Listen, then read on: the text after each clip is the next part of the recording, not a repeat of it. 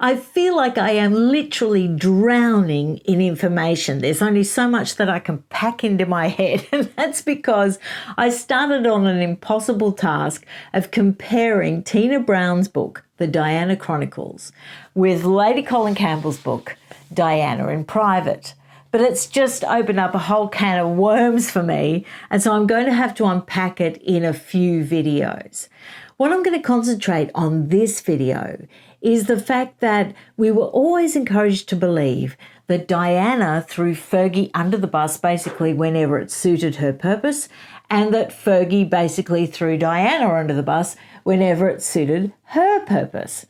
And so I was interested to look into those two main incidents where we've been led to believe that Diana betrayed Fergie in the worst possible way in order to get heat off herself.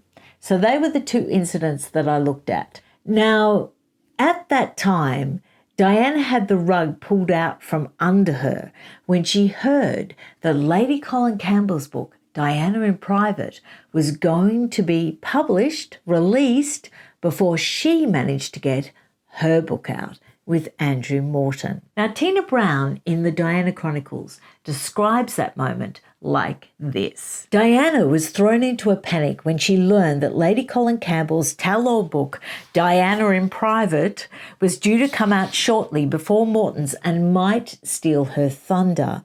At just the right moment, however, a story came along that blew the rival book off the front pages.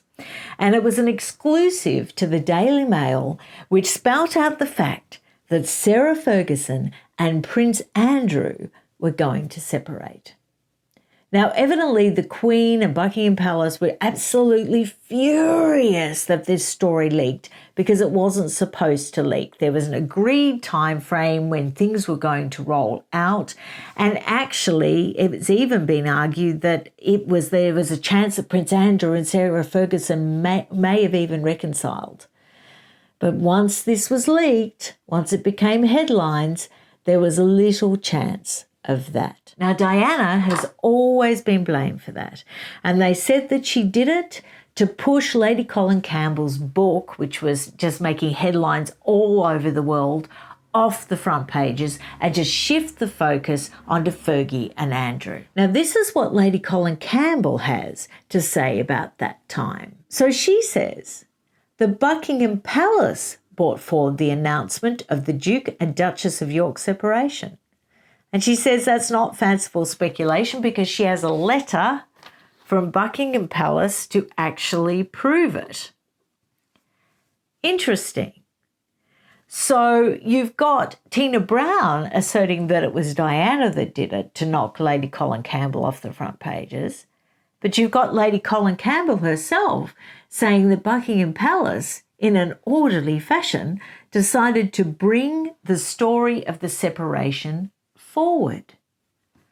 So that really confused me, because I would have imagined that the person that would have blamed Diana for would have been this book, and the person that would have blamed the palace would have been the Diana Chronicles. So that just put my head in a spin because it just didn't fit. It didn't fit what I expected. And so that made me look a little deeper. One of the tragedies I think about the whole Harry and Meghan thing, and no, I'm not making this video about them, but I do have to refer to them, because when talking about Diana, we can realise that a lot of the stories that have surfaced about Diana due to the focus on Harry and Meghan have really sullied Diana's reputation even more. She's really getting the blame for the worst side of Harry. And she's also even getting the blame for providing the plan for Meghan. It's said that Meghan must have studied Andrew Morton's book, must have studied Lady Colin Campbell's book, and sort of got a plan or a way forward for herself to design her new life with Harry and how to attack the institution and how to attack the monarchy. But interestingly enough, I have found sort of more pointers for Meghan in Tina Brown's book, The Diana Chronicles. Now, there's a passage in the Diana Chronicles where Tina Brown talks about how Diana was looking for a way forward, how she was looking for her new life after she was officially separated from the then Prince Charles. She'd got her settlement, she'd got her deal, she'd lost her HRH, but she was looking for a way forward. And this particularly caught my eye. And I want you to tell me what you think, because it really sounded awfully familiar. Diana wanted to do something with herself that would show she wasn't an idiot. She seemed to have the same obsession about proving how bright she was as Harry has now.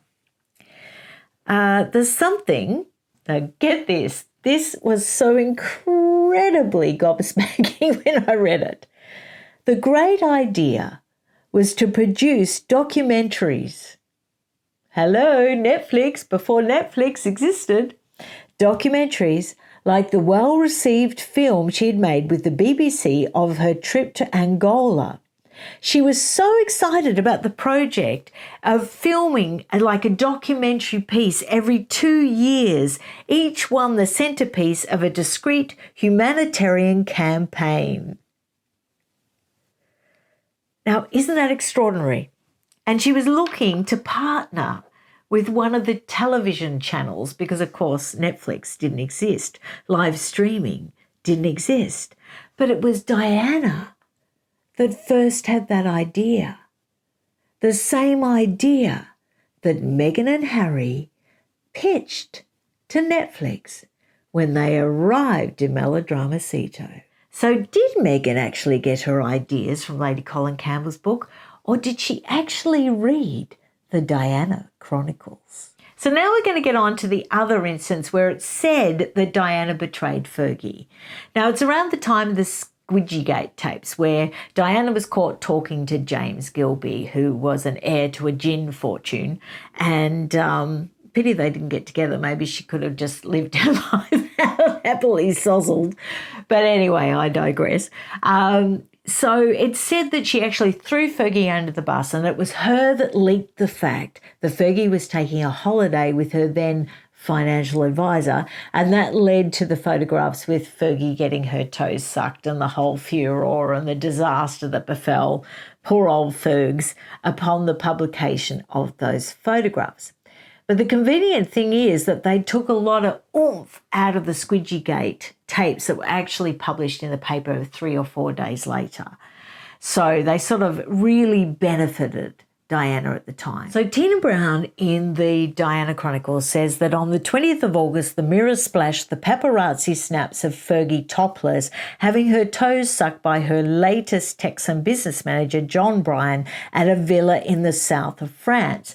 Now, Tina Brown claims that she was tracked there by a French paparazzo who received a tip that she was arriving at Nice Airport and on her way to a remote farmhouse near Saint-Tropez. Now, it's interesting. Like I say, Tina Brown sort of lays the blame at Diana's feet, but in Lady Colin Campbell's book, The Royal Marriages, she doesn't. She says that it was like a warning. It was a warning to Diana that this is what could happen to you if you don't play the game. There was talk of Andrew and Sarah getting back together, although she was less keen on the idea than he was. And Lady Colin Campbell points out that in the palace that there was a lot of courtiers that were very keen for the Andrew and Sarah separation to go ahead and for the divorce to go through.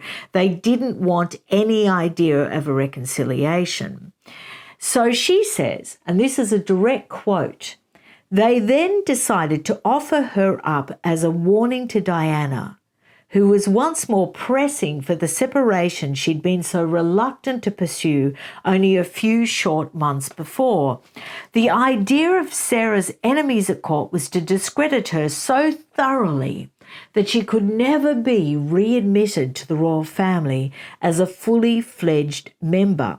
And then they thought that Diana would get the message, don't mess with the big boys. Now, Lady Colin Campbell points out that it's really interesting that it is normal practice that the British authorities failed to alert the French about the Duchess of York's arrival, or to request policing for her, or for Princesses Beatrice and Eugenie of York. So that's a great point. You would think that the princesses, being Prince Andrew's daughters, would have received suitable security. But the French weren't asked for suitable security. The plan was to tip off a photographer. So Lady Colin Campbell is saying that there is a plan from the palace to tip off a photographer that Sarah was in residence and then give access to the villa so that he could take compromising photographs of her. This was duly done. So isn't it interesting to look back and just see the degree of inconsistency in all of this, in all of the greatest scandals that the royal family ever endured. Now, I'm just going to finish off this video with the reaction, of course, with poor Sarah at Balmoral when the papers actually printed those very damning photographs of the toe sucking. Poor Fergie was staying at Balmoral when the story broke. She was summoned upstairs to the Queen's sitting room, where Her Majesty sat like a thundercloud with the morning's papers. Oh, I could just feel it. I could just feel walking up there knowing what she was walking into. I would just be, just think of the most shameful moments of your life. I'm sure that you've never had your toes sucked and appeared on the front page of the paper, but just imagine the most shameful moment in your life and times it by 100. The reason why I don't believe it was Diana was I don't believe that Diana's conversation with Gilby was eavesdropped at all. I believe that it was a setup and a phone tap. And I also don't believe Diana adored Beatrice and Eugenie. And that is really clearly spelt out in Paul Burrell's book, The Way We Were, which I'll do a separate review on. I do not believe that Diana would risk compromising their security by tipping anyone off to their whereabouts. So, what a tangled web we weave. And isn't it interesting? And I will have many more stories from the Diana Chronicles, the Royal Marriages book, Diana in Private, and then I'll just sort of interweave a little bit of Burrell's The Way We Were. Make sure you come back to join me, and I'll see you again very soon. Bye.